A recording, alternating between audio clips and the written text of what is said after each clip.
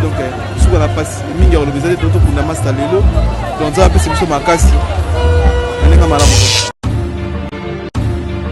fait trop mal badako na rasa on oso remarquer na kondi donc on a la monnaie HKT na monnaie kwa ndeko na mobile parce qu'on avait eu des bons moments to passer na ye to za na ye garçon mo kata ba mutu akufinde bola monnaie bimara mais toto lo bana sincérité nyo sota mutu mo azaki tellement bien donc ngala bana o benga e papouche ya no benga mamouche.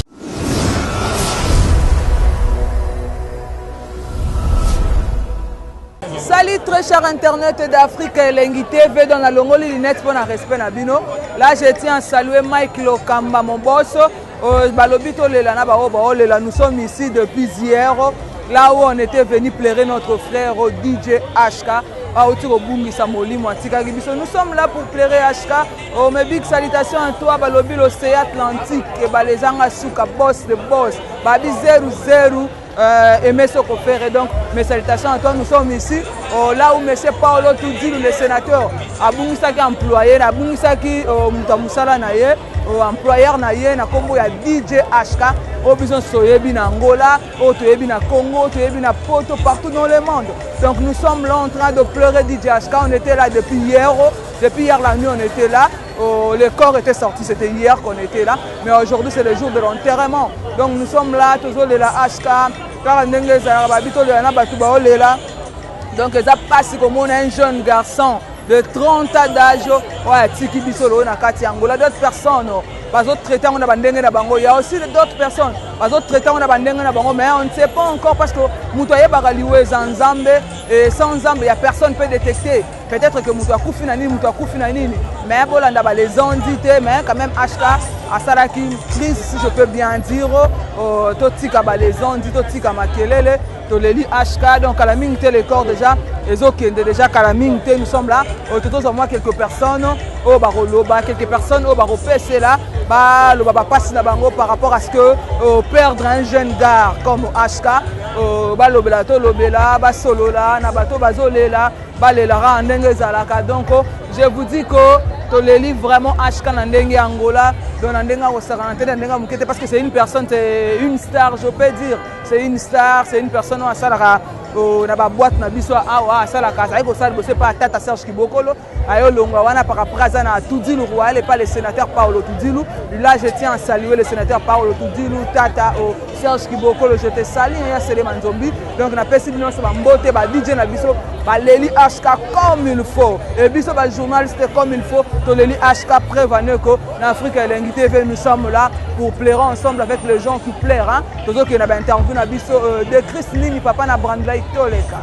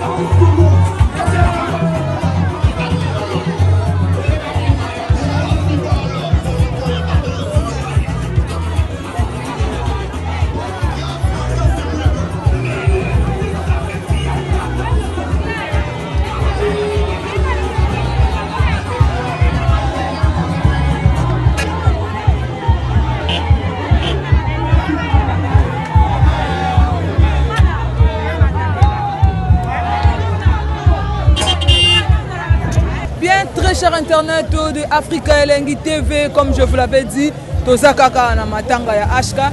To passer ce qu'on avait interview na biso mutu na mutu yebisa biso comment est-ce qu'il sent pour na perte ya frère na biso au Ashka Kiro mwana mboka. Donc la louange ba royal. To so na batu nyonso baza awa mutu na mutu yebisa biso pasi na eza nini relation ni nazaki na ngona Ashka et puis to le la na ba o ba o le la. Bon après-midi, bon tardi. Oui, bon tardi. Ben Samira Mbombo to monyo ape na matango ko yebisa na batu ba Holando siko ta la caméra o yebisa bango relation yo zaki na ngona Ashka. Si Ashka vraiment relation ya ngana e akoma plus kendeko parce que to bani banana kin ya yangola vent to esu na kuti esu na ngola donc to comme da famille na kin wana siri wana osana ngwasuma bazana na ba DJ Pablo so na bossa na te kala vraiment tina yangola na kuti esu na ngola asala na kiboko donc to comme ki vraiment ndeko to zalaka na ye to liaka to melaka so er l'équipe to lalaka donc ça passe moi pour mesana e bongo. Donc on a le vraiment que DJ Ashka a couffé un peu trop jeune. Donc à Tiki Biso Peno Yokindeni comme étant ndeko, comme étant mutumoro bo mesana qui bo utine depuis ba Kinshasa beaucoup tani sunangola oyo kande. Douleur vraiment zali non poka kutute parce que douleur ezali vraiment. Douleur eza makasi mutumoro bo mesana ka boye maladie te ni te donc choc. Moté meza la passe.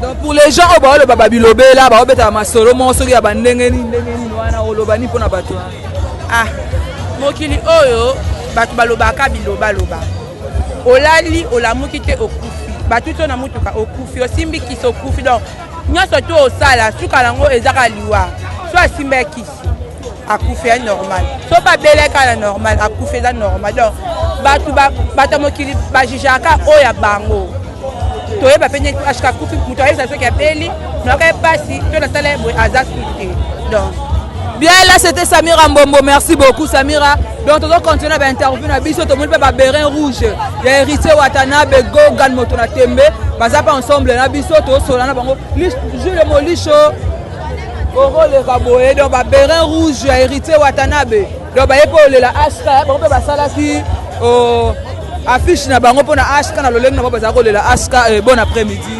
Merci na parole parce que parce que ko le Angola il faut battre ba choc ça un petit mabat parce que depuis que mo konza mboka na biso sur dans pas ça qui a on le ensemble parce que tant que ba soudan na mboko yo de représenter la team wa territoire tanabe le monde j'espère au moins une organisation la team n'enge sa libéré rouge n'enge leli Ashka n'enge mo konza tina biso to sala ngo so nga classe alors na bike je sois bien famille sacrée to le toujours parce que de toute pour liper la parier zo lela boula on veut à peine parier ça les passe bongo magali bela alors la makas parce que passe na kati ya motema parce que eza moi passe au H4 sur le lot et jour anniversaire na to fêter mais retike na Benfica donc bien très cher internaute, j'ai oublié de vous informer que c'était aujourd'hui qu'on allait fêter avec Ashka. Hein.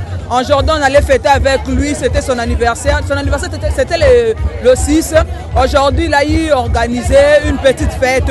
Donc, on est là. Ashka, la coste de la fête, mais fête, comme à Matanga. Donc, nous sommes là, bisons sur la Balacoste. J'espère que bon, on a presque les Bella Batoubazan à Balacoste. Bon après-midi, Boata. Merci pareillement.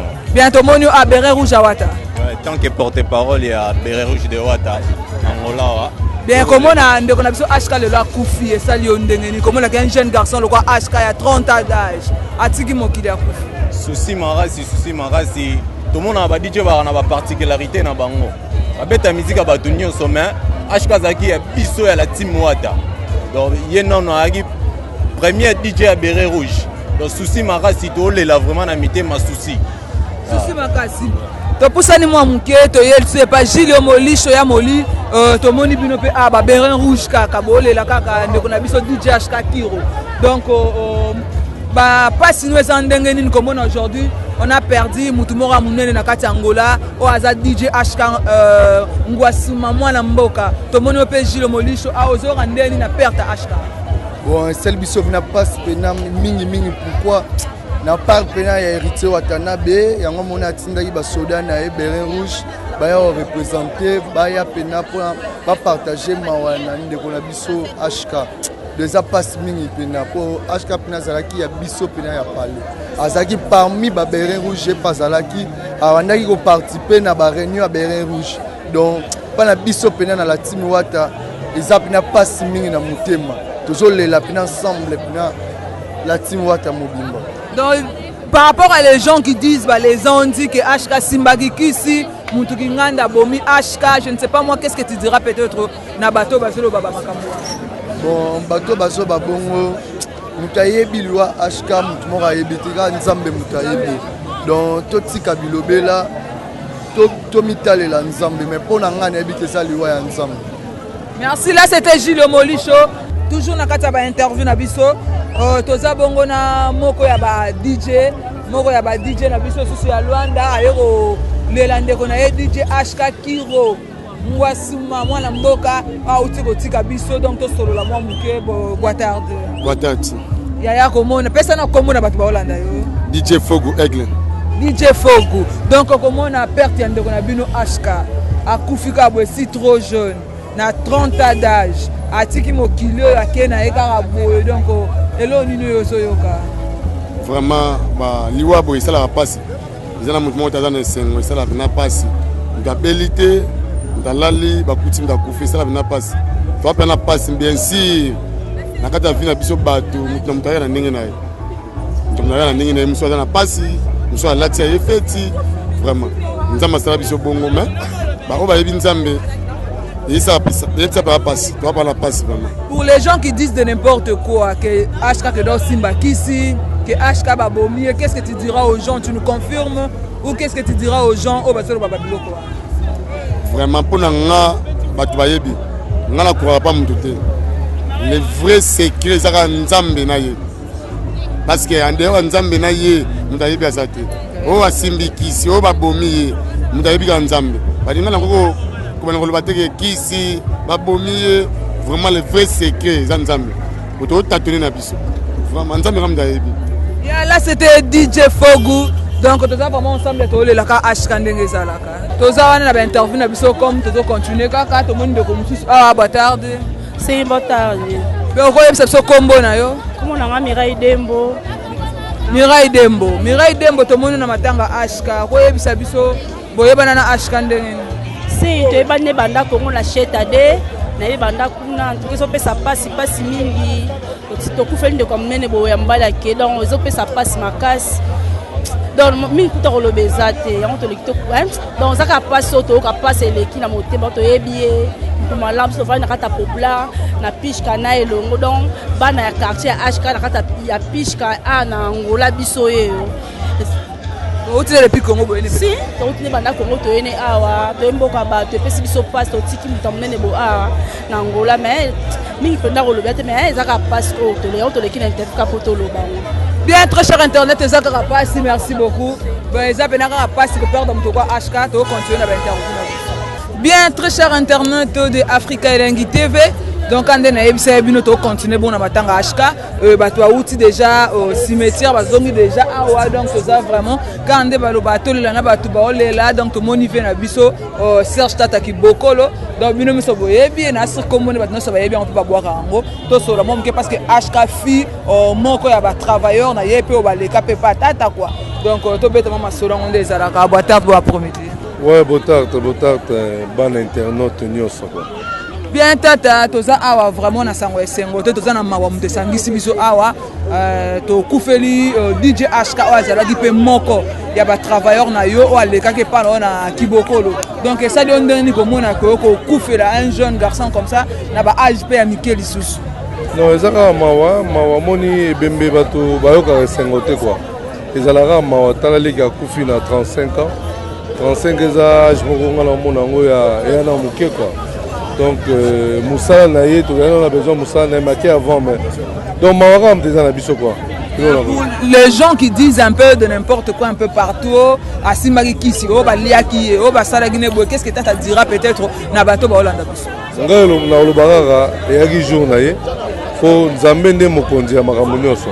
donc so nzambe alingaki te akufa jour wana alinga akufa te donc eza mokolo na ye donc totika baspéculation nyonso wana ezalaki mokolo na ekoki tocokunda le reste tobosana mpo mutu nyonso aza libanga te biso tu tokokufa na biso comprendre oyo asali mutu mabe obe nini akotika na éternel te tokokufa pour moi totika baspéculation eza jour na ye mpo nzambe soki alingaki te akufa jour wana alinga akufa na ye te basouvenir nini tata kozala nango mpona ashka no basouvenir azalaki petit moko vraiment respect makasi ayebaki mbulo na ye donc mawa kaka makasi na liwango akufi yango ya briske boye donc pasika yango wana mais c'est un bon petit trop respect eloko ya liboso makasi respect quoi donc yaka te ozogangele na mosala ayokaka donc c'est ça quoi.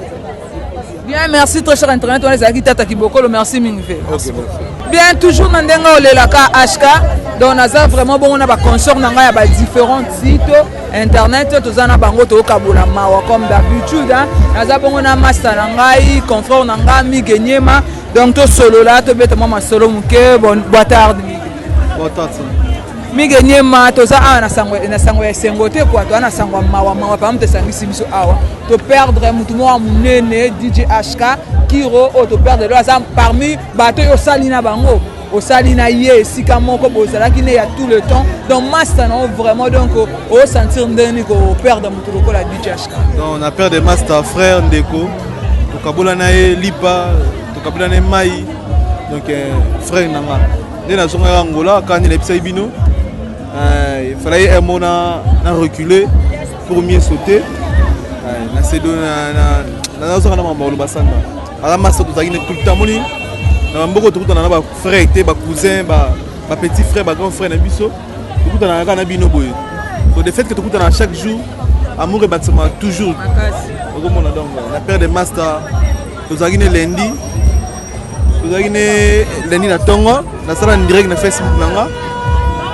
To seka to mela nga mela suma sangate na cheka mo ndambu ya whisky na cheka glaçon belé na ningisi po sala ambiance na direct na biso baba mela baba whisky na on sala direct to solo na tonga lendi wana to kumisi place to salaka ka ndeza la comme d'habitude après to kabwani na poko lendi to kutani c'est moi journée c'est moi normal mais langa moi fan c'est ça bien té na lounge bar c'est on peut na bongo si ba air monga na biso monga na ke na nga tinga na ke mardi nga za na repos et pas za na repos to na repos même jour mardi nga na yaki na nga té pour na ça ba course tanga mouchou privé et ça la gaya yaki mardi et na après mercredi nga na e boulot il y a été ba 20h na tout n'y pas confrère na e DJ marqué parce que non HK ça un message qui a doublé là tout est dérangé déjà il n'attend master d'ailleurs donc pour un moment on si vite master bélité donc sur la passe mingi on le besoin de tout pour na master lelo donc ça peut c'est sur ma casse nenga malamu bien pour les gens qui disent de n'importe quoi HK Simba Kisi HK Balié qu'est-ce que tu diras na bateau ba lo ba makambo omoni liyo mutaye bango ezalaka nzambe na muto akufi donc moi to lo ba te moi to confirmer ngozate donc pesa za motema ne pe mana kimia donc tous ensemble tout tikali awa bato batikali awa le na lobaka bongo atiki mona na 12 ans so ke Congo avant que nous kanisa ta mona HK okanisa ta na bana obwaka ya ofele abora bato to apesa embongo okanisa ta na bana obwaka ya ofele okanisa ta na bana okumisa kwa okanisa ta ne bozara ne bien osombele ata moi na 12 ans quoi okosombele ta moi loko moi nini omemelie na place to lobaka boye zomona c'est pas bien.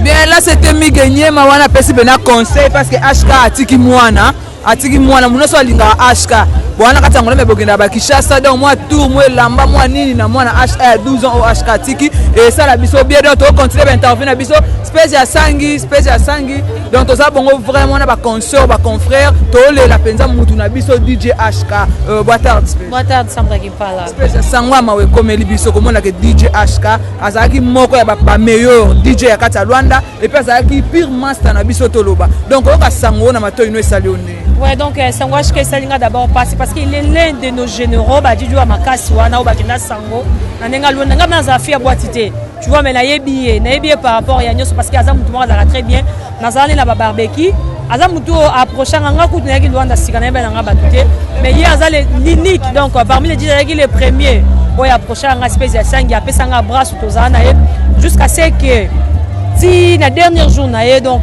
vers un dimanche avant kufa nazalaki non c'est l'émission il était avec moi aza mutu oyo azaka na considération ya bato aponaka te ezovandaka na balie ozovandaka soki na lie nini aza mutu asangisaka bato mpe abokaka bato sa mbongo aa na posa topesa ye mbongo mpo abwaka yo mpe azaka respect voilà aza respect aza mutu oyo donc que ce soit cause ya liwa na ye neti bato oso bazolobela me tolingi ye kaka yango ozomona lelo tolingi ye na mabe na ye na malamu na ye yango ozomona lelo pauvre Congolais to sangani pour la modeler HK na biso donc que son nom repose en paix. Bien là cette espèce de sangi à média Line TV à Marie-Laure moi quand je te salue la lixeuse de la presse donc nous avons vraiment la conscience na ngato la HK. Je vous dis que to la penza HK to leli na simino bo mona na ba image parce que ça qui moko ya bato bazalaki tellement malamu na ba ve na ye na ba petit na ye na ba ninga na ye la lixeuse de la presse boitard chérie. Bien lixé sango et comme biso quand yo mona donc na mona yo mo zaki inconsolable quoi ozo lela tellement HK makasi donc ils ont salonné ni comme on a perdre de quoi HK donc les arrangements difficile que perdre va être cher mutu mo bepena ke bozalaka zalani quoi qui nega c'est pas quelque chose de facile ça fait trop mal banda ko na ka on se remarquer na kondi depuis on a monné HK na monné quoi ndeko na mobile parce qu'on avait eu des bons moments to passer na ye to zana ye garçon mo kata ba mutu akufinde bola monné bimara mais to zo lo bana sincérité nyo sota mutu mo azaki tellement bien donc on a bana obenga e papouche ya no be mamouche donc garçon mo boye de très bien de très simple to perdre mutu mo boye neti ero na mweso ba uti cimetière bazong do to réel na réalisation ke batiki ye ake penza donc c'est pas facile mais to ça ni minza na biso nyonso il faut to admettre en faut to consommer yango eza nzela na biso nyonso tout donc eza pas si eza facilité eza pas eza facilité wana eza ki la lixeuse de la presse donc to continuer bongo Naomi Midon Kalunga donc il est pas ça wana pembeni pour dire que ba journaliste penza to sangani penza poto le la HK ba ba kufa na bango mais tant to sangani poto le la muto boye donc elle a ça mutu moko tellement malamu kati na biso boitard de Naomi to kuto na sangwa mawa Naomi to perdre HK donc HK kufi ba uti ba ko kunda e ba bazongam personnellement la réaliser vraiment que il est parti donc yo ba ndenge nini ko mona ke to zo le la mutu ko la HK bon eza pasi na kokata koloba te parce que nazala vraiment na émotion makasi komona ke HK batiki ye namoni mpe bato bazongi ke nayebi mpena ke HK kufi mpona ndo ndima te nde namoni sikoyo bato bauti cimetière bazongi na comprendre ke HK kufi me na mokili fo tolinganaka tosala na mabe te les jours tokufa eyebana te HK tozalaki na ye mais lelo aki atiki biso eza vraiment pasi mingi na motema donc rien à dire elongo na oloba kaka courage na bandeko batikali en plus bazala mayele makasi donc bayeba o balingi et puis molimo HK pe manaki ma po azana innocent eza liwa le jour yaka elaka te mama ebisaka biso date to botamaka ma ebisaka biso te date to kufa donc wala mama nzambe lelo commune HK lo pe oza ngai donc nzamba kumisa bien wana zaki Naomi Midon alobi nzamba kumisa ma ya Congo promo. Bien, très chers internautes de Africa Elengi TV, de Mike Lokamba, je vous salue. Donc, comme d'habitude, quand on a essayé de continuer, bongo, on a place à Sengote, on a place à Mawa. Là où est-ce qu'on a perdu notre frère ami DJ HK Kiro. Donc, on a bongo vraiment l'ensemble de notre DJ. Donc, on a DJ le qui toko, les lignes de Konabango, sangani comme il faut pour dire que ranking et ça peine qui toko mingité. Donc, on a bango partager na bango ba ebisa biso ba mawa na bango ba ebisa biso nino bango ba sentir ça c'est ma conseil par rapport à Neni à revivre la vie. Bon après-midi. Bonsoir. Bien, Tozana Bino et Longo, ko se présenter na Batwa Hollande. C'est DJ Alex Digital. DJ Alex Digital. Donc comme on a le lot sangani na sengote to perdre moko ya ba meilleur DJ na biso pe Angola HK. Donc ça lui on ndengeni comme on a to perdre un jeune frère. Donc la HK na ajo sana. Et puis c'est un passe makasi ya koleka na tel ba souvenir. Na ba bon moment où te partager na massa na DJ HK de tout tambola na lele makasi yango na lele kana kasa mutema et ça les souci makasi yango na nyoso wana to senga merci na ndenge batu bayo rendre biso visite bayo ko lelisa biso baye ba mutamalamu na tangwa passe yango nde toporte main biso mpe badj tozwaka mwa mayele baplace tosala toluka organisation tosali mpo ndenge tokundi hk tosala yango na ndenge ya vie ekozala dj moko obeta te bolukile mwa solution mo boye bocréer place azwa mpo tamoso ekozala malade intérieure parce que vie oyo tovi oyo monanga boye na kati na ngo eza bongo te tozala na deux vies okomprendre donc toyebi te ndenge hk akufeli donc ezaka nzambe nde moto ayebi na ye moko donc elo nakoloba vraiment yango wana. Bien, merci. Tozo continuer vraiment. Bon après-midi. Merci. Papa, on s'est présenté là bas yebi ote ba yebi on est ngana yebi mais yo mongo s'est présenté là bas Rolanda biso. Moi je réponds au nom de DJ Ronaldinho, na betaka na Maria. DJ Ronaldinho na Maria. Lelo comment on a d'autres personnes bazo lo babilobe là par rapport à liwa HK que HK simbaki kisi HK ba bomiye HK ba zongisi boye HK salaki boye na ebité comme ton frère ya HK o bozalaki na yebo salne musala moko je sais que bozaki peut-être ba to boye banaki moi makasi quoi na HK e salondeni ko yoka ba lezondi on a normal pour toi baptiste normal pour toi ya toi baptiste bon on peut l'affirmer que simbaki kisi to balié na biso ki na mona normal pour toi baptiste pour boza baptiste on peut na podium pepe kala kufa na WC c'est normal si vous esali on ndenge ni ko mona ko perdre mutro HK esalinga bien te pour ala un général ba DJ na mboko tango na ya Luanda na puta ba HK bazalaka déjà ba DJ Ken bazalaka ba DJ Stuga donc na moni de perdre un général ba DJ comme là merci. Perte ma casse na kata ba DJ bon après-midi papa. Ouais, merci. DJ Sarkozy na nganda Monique. DJ Sarkozy na nganda Monique. Lelo ko mona ko perdre mutu lokola HK Salionden comme étant muninga na bino bozalaki ne bosala ne musala moko. Bon, salinga ezapendo salanga passe pas muninga na nga lisano. Tout le fois nazala so nazana problème na foyer nanga. Mutape sanga conseil ya liboso mutu na benga ka liboso pa conseil nga zalaka DJ HK. Yena benga kiloko cartouche na ngai. Malgré la musala nde to sala ka ba guerre d'esprit za la mais soki komi problème moko familial yem tu penza azulanga solution maintenant on a yoka ki problème na ye sala nga passe na mona ke lokola ngane na komi mort vivant OK soki ngane na kufi maintenant ta la siko sala nga passe makasi mninga to zala ne dans les bons malgré to za batu moi ma bakwe beta même ya banla mo eleke ke belé ne to zala ki ne sala nga passe mais nzambe kaka ye moko mo pesi ye moko pesi sous mozu Moli moni pe marana ki menenge balobaka artiste akufaka te les œuvres parlent à ma place to banda ko raisonner kana ba œuvre na ekaka ba fu ba bon fouille na ya tiki yango ne toujours to banda ko raisonner les. Bien merci beaucoup papa. Bien toujours continuer dans bon on a DJ HK chez Temba Cheval Blanc donc ensemble na yotrobi bon après-midi. Ouais, bon après-midi à toi aussi. Bien DJ Ken comment on a lelo to perdre mutu lokola DJ HK azalaki moko ya bateau bazalaki je peux dire que Tolande mission moko ken alobi que yem ta pesaka HK passe moko boy donc ça dit bozaki na ba relation moko makasi ça dit bozaki na ba relation moko bien makasi pe na HK donc ça li ndenge ni komona que lelo to perdre mutu ko HK bon ko perdre mutu ebi kezaka passe surtout de tiye quand le ben nga mo na memaka place bando sala mbala boso awa na Angola na kendaka na présenter boss wana ba ju contact ya banda musala neti lelo boy to komolela e boy donc ça passe vraiment wana mutunanga toujours nani mabete to swana te bon j'ai dit passer à côté la biso na boîte j'ai dû y aller au kufa donc mambo nzambe kaka mais ça passe bon conseil européen ça na bino ba DJ au bozana kata Angola par rapport ya liwa ya HK je pense que liwa HK peut biso donc conseil ça ni bon mais ça ba DJ ka bati ko kanisela ka batu ko kanisela moto eza mabe ozo kanisela moto yango peut-être et c'est la mabe peut-être que na bande on a biso musala bo pozo mona mutu boye o sala boye mutu boye asa boye mutu boye peut-être ba boka ke boye yo ebité o ya salaka yo zo kanisela etango okende peut-être que mais na lobité bon conseil quand on tout ko kanisela ka batu vieux za pa nzambe muta yebi lobia mutu c'est ça quoi. Yeah, merci là c'était DJ HK donc DJ HK, DJ Ken la DJ HK mes excuses s'il vous plaît. Donc après ba oti okunda HK tozongi donc to suki penza awa to comme na ba moment o to tozonga siko na banda kuna biso na ba souvenir o to tikali nango HK mais je sais que HK to bossa note parce que général à makasi de souvenirs belé auto garder pour nayo. Donc quant à moi je vous dis déjà au revoir, on se retrouve au prochain numéro.